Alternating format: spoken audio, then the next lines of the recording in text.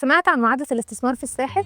المعادلة بتقول إن كل ما الحرارة تزيد درجة فلوسك بتزيد قصادها درجتين، وده مش هزار، ده واقع. كل ما درجة الحرارة بتزيد كل ما الإقبال على المناطق الساحلية بيزيد، وبالتالي الأسعار بتتضرب في 2 وأكتر. يعني العائد اللي ممكن تعمله في القاهرة في سنة ممكن تعمله في منطقة زي الساحل في 3 شهور بس، وكل ده وانت عندك وحدة سكنية عادية. طب تخيل بقى لو عندك وحدة سكنية فندقية، يعني هتمتلك وحدتك بجميع الخدمات الفندقية اللي تتخيلها: سويمنج بولز، مطاعم وكافيهات، جيم وسبا وكيدز اريا، ده غير خدمة الهاوس كيبنج يوميا. كل ده في لوكيشن مميز جدا، صف أول قبلي الطريق الساحلي في الكيلو 78، في مبنى واحد بيضم كل الخدمات دي بإدارة فندقية على أعلى مستوى. المساحات بتبدأ من 55 متر، ومقدم بيبدأ من 226,000، وقسط ربع سنوي 60,000 على 5 سنين. وخليك فاكر إن الاستثمار الفندقي يعني رفاهية أكتر وعائد أكبر.